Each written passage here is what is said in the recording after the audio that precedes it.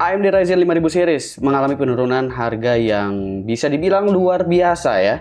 Di desktop aja itu Ryzen 9 5900X harganya jadi worth it banget. Sebelumnya gue udah sempet singgung sedikit bahwa Ryzen 5000 series mobile, terutama yang versi U, itu harganya udah sangat-sangat oke untuk kalian yang pingin nyari laptop yang memang secara desain itu compact, tipis, dan enak buat dibawa kemana-mana. Di video kali ini gue pengen kasih tahu ke kalian bahwa AMD Ryzen 5000 series ini masih layak banget digunakan, terutama untuk kalian yang memang nyari laptop compact tapi masih tetap ada kombinasi GPU discrete mungkin sekelas GPU RTX 3050 sehingga kalian bisa mendapatkan kombinasi CPU yang kencang dan juga akselerasi GPU yang mumpuni untuk kebutuhan content creation. Seperti halnya konfigurasi pada Acer SwiftX SFX 1441G yang ada di gua ini.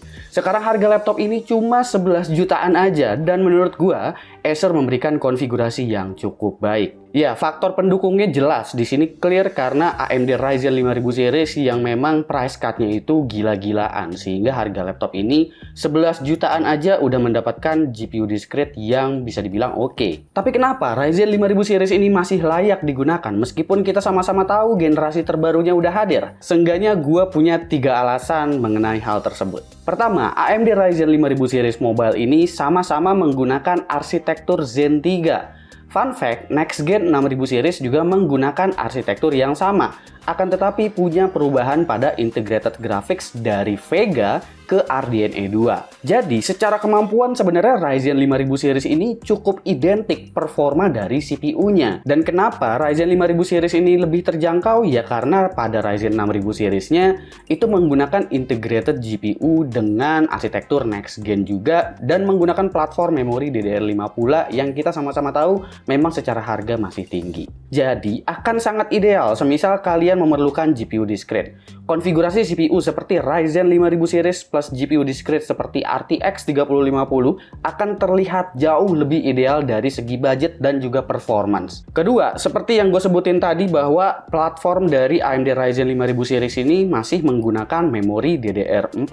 Ya, meskipun memori DDR5 itu memang baru banget, tapi gue bisa bilang bahwa kalau di laptop ini antara memori DDR4 dan memori DDR5 itu secara performa belum begitu signifikan karena memori DDR5-nya masih start di 4800 MHz dan secara latency dan juga timing itu sebenarnya masih lumayan berimbang dengan memori DDR4 3200-nya. Maka dari itu menggunakan memori RAM LPDDR4X yang 4266 MHz sebenarnya bisa menjadi solusi karena punya bandwidth yang besar dan speed yang besar di 426 MHz meskipun secara latency tentu akan jauh lebih longgar.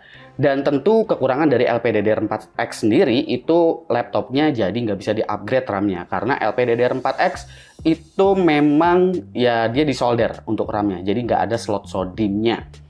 Cuma nggak masalah selama kalian bisa berkompromi akan hal tersebut dan kalian bisa mencari vendor laptop yang memang udah kasih kapasitas yang besar dan juga konfigurasi dual channel memory pada LPDDR4X-nya. Seperti pada Acer SwiftX ini dia udah menggunakan 16 GB LPDDR4X dan udah dual channel. Jadi gua rasa itu udah cukup menunjang untuk aktivitas produktivitas kita sehari-hari dalam menggunakan laptop untuk kebutuhan content creation ataupun untuk kebutuhan multimedia dan juga multitasking. Lalu yang ketiga, nah ini menarik banget karena Ryzen 5000 series ini untuk yang versi U itu masih tetap menggunakan konfigurasi yang sama seperti seri H ataupun seri HS. Jadi core dan thread-nya nggak ada yang disunat ya. Jadi di sini yang di limit memang yang jadi pembeda paling besarnya itu hanya di bagian TDP-nya aja. Kalau versi U itu TDP-nya 15 watt. TDP yang rendah ini juga tentunya bakalan ideal dan cocok banget semisal kalian pingin cari laptop yang compact dan emang ideal banget semisal CPU tersebut dimasukin ke dalam laptop yang compact, ringan dan ukurannya juga nggak besar. Dan di power rendah ini arsitektur Zen 3 justru lebih kelihatan power efisiensinya. Ryzen 5600U masih bisa pertahanin single thread performance dan juga multi thread performance seperti yang kalian lihat ini. Untuk rating 15 watt, Ryzen 5 5600U itu punya kemampuan multi thread yang konsisten, gak cenderung naik turun yang jomplang banget seperti kompetitornya, yaitu adalah Core i5. Dan karena ini adalah seri U, maka ideal banget untuk dimasukin ke laptop dengan form factor compact seperti Acer Swift X. Dimensi Acer Swift X sendiri untuk seri SFX 1441G itu ada di angka 32,3 x 21,8 x 1,79 cm dengan berat 1,3 kg. Ini tergolong sangat ringan sih, mengingat ada GPU discrete di dalam sini. Acer juga mikirin aspek layar di Swift X, karena by spec ini cukup mendukung desainer ataupun konten kreator, maka dari itu layar dengan panel IPS 100% sRGB juga diberikan di laptop ini. Konfigurasi spesifikasi ini jelas sangat memungkinkan untuk decode ataupun encode video dalam proses video editing, penggunaan software Adobe misalnya. Playback bisa lancar dan aman. Lalu dukungan CPU berkemampuan multi-thread tinggi, beserta GPU acceleration-nya juga ngebikin proses ekspor bisa dibilang cepat. Dan untuk skenario ini, GPU pun nggak perlu dikasih TGP yang tinggi ya. Asalkan udah ada encoder dan hardware acceleration yang bagus, maka ekspor bisa kencang. Semisal mau iseng main game AAA pun beberapa bisa dimainkan dengan aman di laptop ini. Tapi untuk mengarah ke e-sport kompetitif, tentu masih belum ya, karena ini adalah CPU 15 watt dan dukungan refresh rate-nya juga belum mencapai titik tersebut. Nah, itu tadi adalah 3 kelebihannya beserta performa yang gue unjukin, yang gue demokan ke kalian. Tapi bagaimana dengan kekurangannya? Apakah Ryzen 5000 series ini juga punya kekurangan? Yang tentu kekurangan ini mungkin kalian tetap bisa pertimbangkan dan tetap kalian bisa kompromikan. Gue juga seenggaknya punya 3 poin terkait hal ini. Yang pertama adalah dukungan PCIe Lane pada Ryzen 5000 series ini masih menggunakan versi Gen 3, yang berarti dukungan SSD akan mentok di generasi tersebut.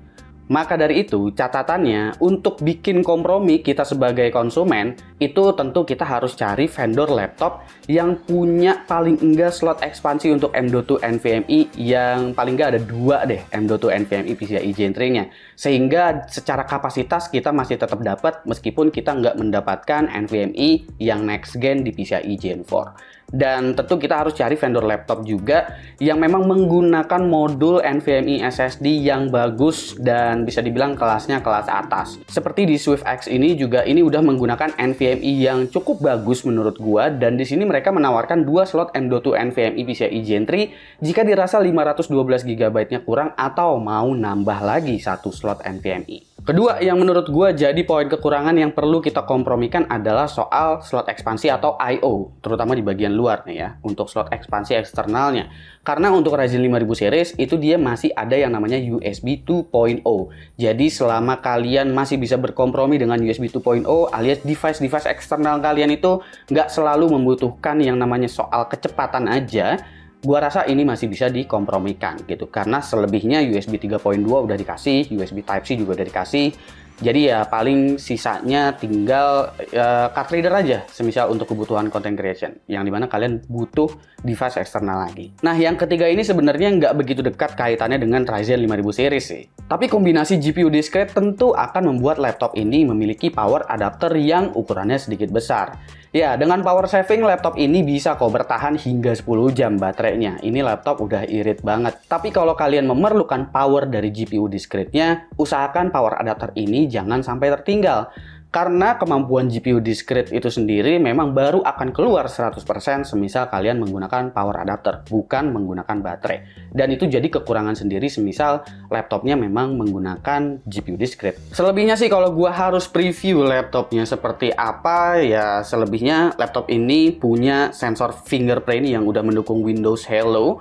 Abis itu juga di sini ada SD webcam dan juga ada Wi-Fi 6, yang dimana Wi-Fi 6 ini juga udah generasi terbaru dan bisa mendukung juga untuk konektivitas kita ya, dan juga untuk secara security Windows Hello dan juga fingerprintnya udah cukup oke menurut gua. Karena di sini fokusnya gua ngebahas soal Ryzen 5000 series, jadi mungkin soal laptopnya itu benar-benar nyelip di dalam situ aja ya.